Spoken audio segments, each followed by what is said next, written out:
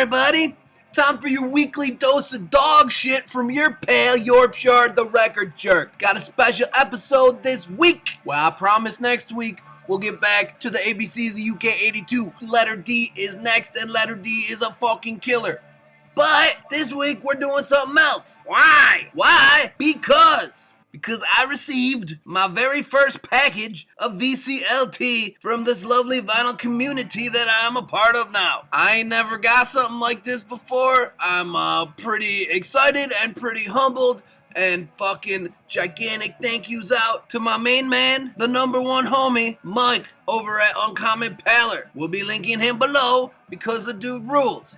Killer channel, shows awesome records, and a top-notch dude. Huge thanks to Mike. Thank you, dude. So I'm going to show you guys what he sent me, and then I'm going to show you a bunch of other shit I pulled out of my collection to show you all that I got inspired to pull out because of this package from the number one homie, Mike. Uncommon Pallor. Hey, now, I know that some of y'all, when you get a package of VCLT in the mail, you, open that shit right on the video, and, kind of see what you got with everybody else. I decided I was going to do it a different way. I just opened it up when I got it. I played all the records first, got an idea for what I got, and hopefully now I have something interesting or worthwhile to say to describe the records to you instead of just show you a record I never heard before, right? I'm still a bit blown away and psyched and surprised and fucking thank you again, Mike.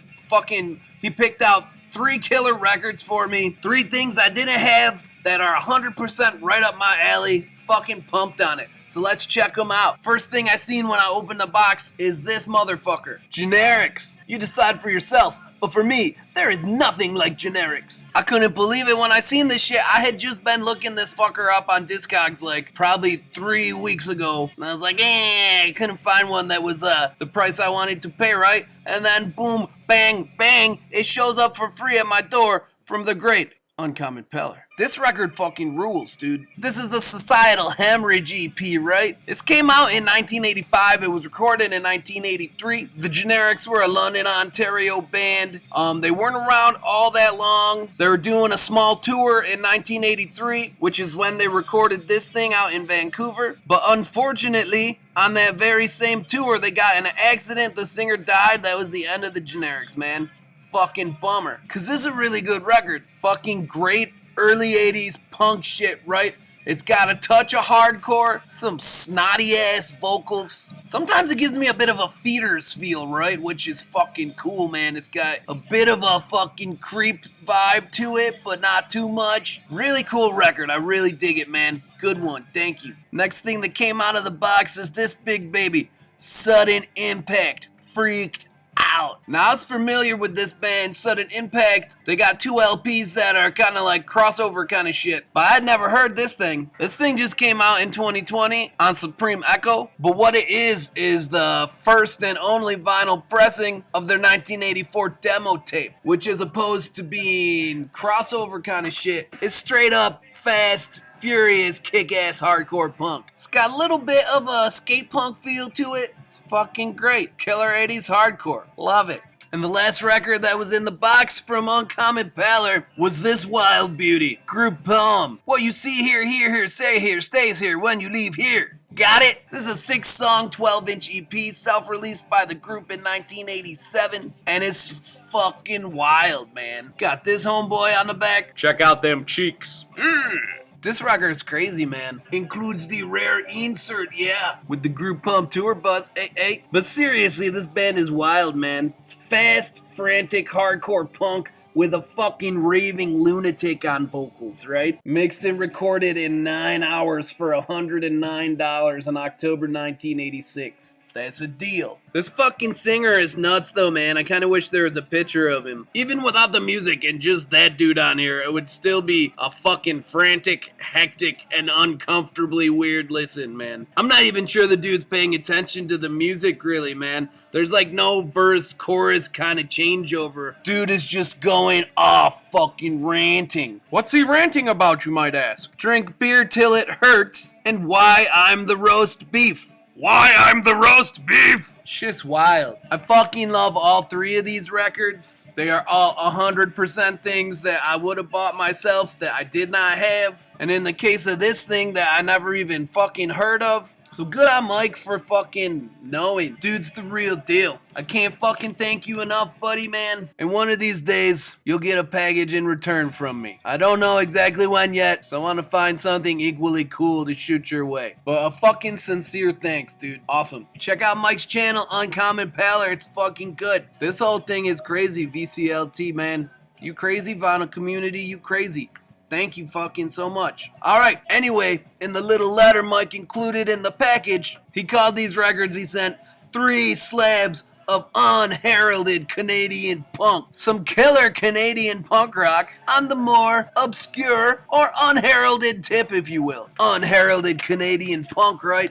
Yeah. And that made me think about all the other fucking great Canadian punk rock out there. So we are doing a full-on video. Rest of the show, Canadian punk rock only. And you know what? In my opinion, Canadian punk in general is a bit unheralded. And by that, I mean a little bit probably underrated, under-discussed, and underappreciated. It's a whole fucking country, a pretty big country, that put out a fuckload of rad bands in the 70s, 80s, and beyond, right? Whenever Canadian punk rock comes up, who you hear about? DOA, right? DOA is really the only Canadian punk band that I can think of that like routinely comes up in like mainstream conversations of fucking punk rock shit, right?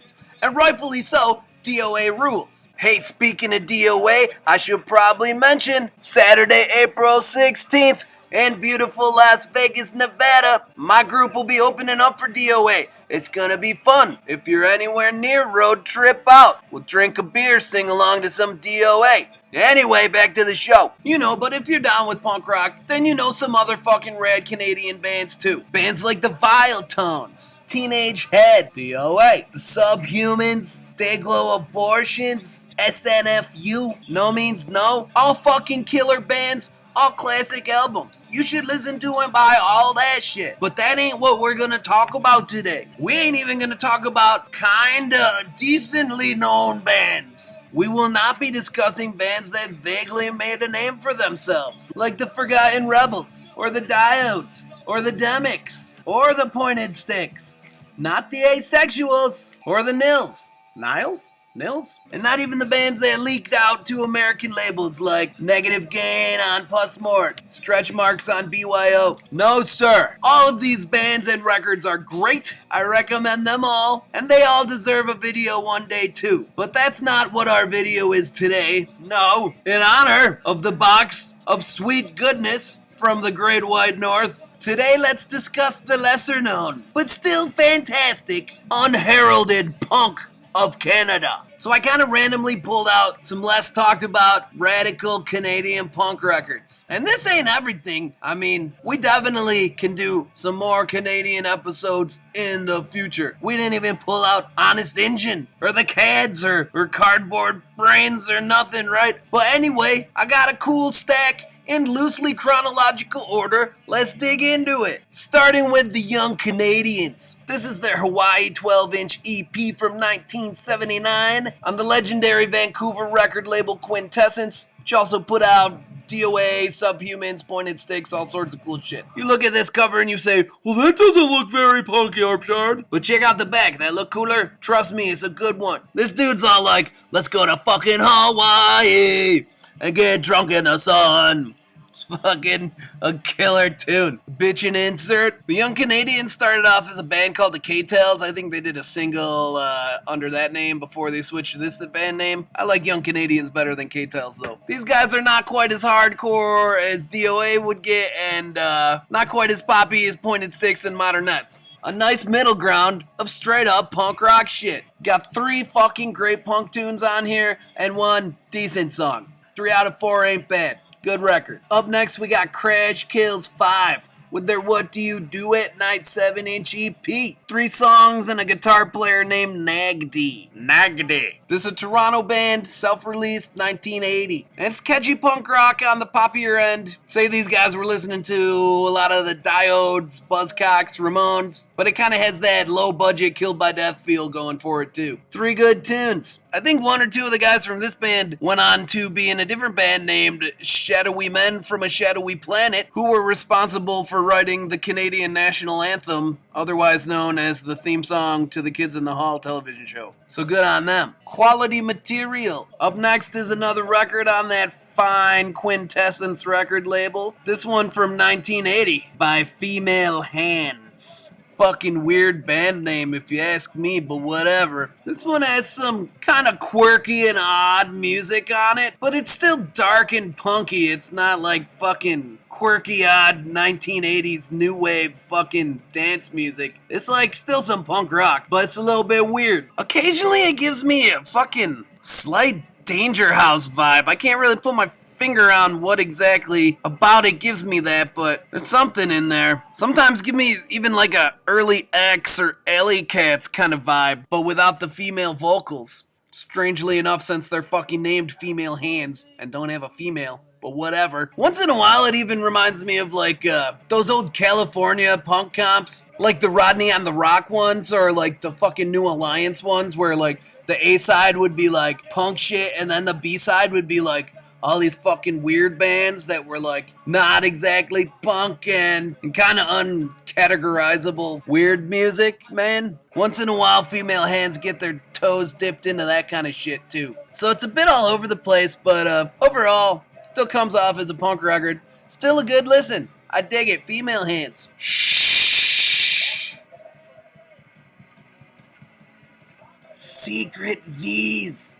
No life like it. Secret V's put this out in 1981 on Useful Records International. This is a Vancouver band, I think. Pretty gnarly cover. Looking for trouble, Secret V's. Wowie. So this is 1981, right? This is like right when hardcore was breaking some places, and a year or 2 later, goddamn near everything was hardcore if it was punk rock. But in 1981, you could still get some bands that were just like straight up fucking punk bands, you know, without any hardcore involved. And that's what you got here. Like nowadays, you would say this is kind of on the poppier side of punk. But in 1981, you would just say it was punk. In the 90s, you would call this alternative. That's where these guys are. Got like a couple straight up punk tunes on here, and a couple that really do sound like almost like a fucking 90s alternative indie kind of band. But in 1981, you know? And then there's the first song on side B, Waiting for the Drugs to Take Hold. That is more like a dark rock and roll ballad almost. So they're kind of going in a couple different directions. Look at this, is nice how it's black inside. Check out Naomi Moriyama on guitar, man.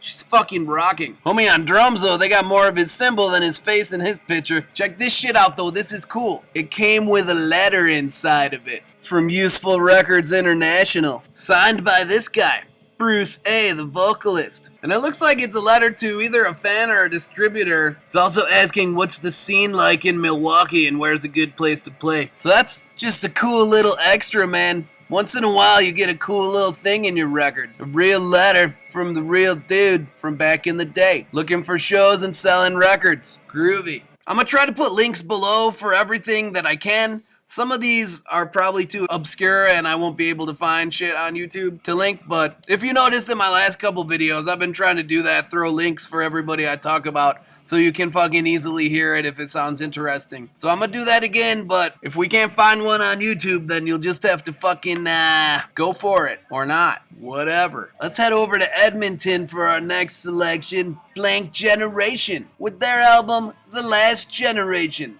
Their only album. This was self-released in 1981. Once again, 1981, this one is more in line with 70s punk than with 80s hardcore shit. Despite the boys' biker boots and leathers, no hardcore here. It's punk rock shit. And that's cool by me. I like both of those. It's all punk shit, right? This thing was 100% a blind buy. Well, no, it wasn't really a blind buy. All you guys say blind buy. It's not really a blind buy at all. You can look at the cover. You can fucking read the words right. You can look it up on Discogs. Wasn't a blind buy at all. It was a deaf buy, right? That's what it should be, a deaf buy, not a blind buy, because I ain't never heard this shit. I looked at it. Discogs said it was punk. So anyway, I took a chance on it because it was fucking cheap, and it turned out to be a cool fucking record. This was the one thing here that gave me pause. Besides this guy looking way dorkier than the other three, what really gave me pause was this. James P. McQuarrie on keyboards. Keyboards always give me pause on a record from this era. Is it gonna be wimpy or is it gonna be good? Well, I'm happy to report that in this case, it's fucking good. The keyboard is used in a pretty rockin' way, and the tunes still come off as punk rock, like not some new wavy, weak-ass shit. And really, a lot of that probably has to do with the singer, man. He does kind of this half-talking, half-yelling kind of vocal with this, like, simmering anger to it that keeps the record in a pretty punk rock position. Real cool record I'd never heard of, never heard anybody else talk about, took a chance on, can confirm. Is cool. Now these next two records are probably slightly more well known than the last couple I showed, and probably fit in more with the kinda known bands that I showed real quick at the beginning. You know, next to like Asexuals and Stretch Marks and Negative Gain and shit. But I'm gonna show them here anyway because I feel like they're both fucking kick-ass records that don't get talked about enough and don't get their fucking due. So let's do it. This fucking thing right here, YYY, aka Youth Youth Youth, with the fucking Sin EP. Damn, this record smokes! Fucking top-notch early 80s hardcore punk from Toronto. This came out in 1983 on Fringe product, and Fringe was kind of a big label for this kind of stuff out of Canada. So that's one reason they're a notch less obscure. But goddamn, this record kills. Cool songs, cool vocals, good recording, fucking classic. Top-notch 80s hardcore record, for real. Highly recommended. This thing's like desperately in need of a reissue, I reckon. Another good one here, Personality Crisis, Creatures for a While. This came out on Risky Records in 1983, so it is a US release. San Francisco label also put out Toxic Reasons and some other shit. But Personality Crisis is from Winnipeg, and they're a pretty unique and cool band, man. This is good punk rock with a guitar player that can like play leads and solos and shit and write some cool jams. The vocals are pretty fucking unique too, man. Like when they're doing more hardcore kind of shit, he's got these low gruff vocals that are kind of like a mixture of maybe like fucking Tesco V from the Meatmen and fucking Jerry A from Poison Idea. But then when they're doing more punky tunes instead of hardcore kind of shit, this guy is straight up singing in this like low soulful voice. At times vaguely reminiscent of how Danzig would sing in Misfits era stuff, but only kind of comparable really. But I mean, in the fact that he's singing in a low kind of croony soulful voice instead of yelling like most of the punk rockers, you know. It's a pretty unique band, really hard to describe, probably worth a listen. I know this one was recently reissued, so it should be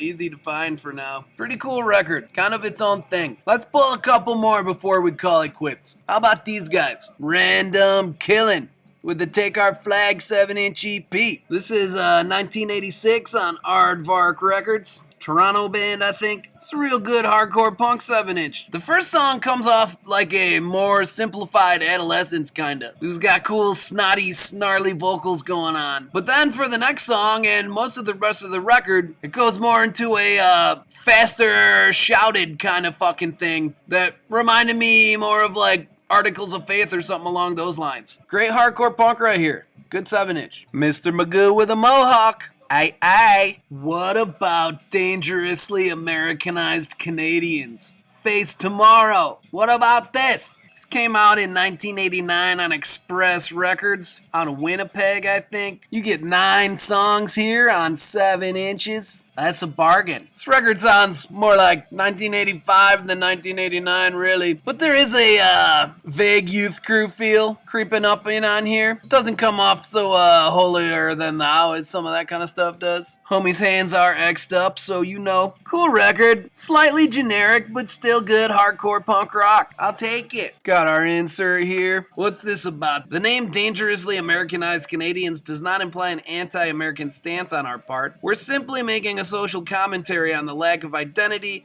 and resulting inferiority complex which plagues many Canadians. This obviously is caused by the enormous amount of American influence on Canadian culture, predominantly in media, primetime television, fashion, and music. Damn, I hear you. I wouldn't be psyched on that shit either, I guess. But then you look at the picture, and it's true, they really are getting Americanized. Look at Chad on bass, has a shirt that says Minnesota, and Jason on drums. Homie, is that a Buffalo Bills shirt? That's my boy Jason in the Bills shirt. Go Bills. Anyway, cool record. Let's grab one last record just to prove that I don't listen to only 70s and 80s punk shit. I do listen to some more modern bands and even some current bands, and this band is not current, but at least they're from the right century. Born Dead Icons. This is one of my favorite Canadian groups in the 2000 era. This one came out in 2002 on Partners in Crime Records. It's their second LP, I think, Salvation on the Knees. This band was fucking rad, man. Super huge Amoebics influence, which I can get way down with.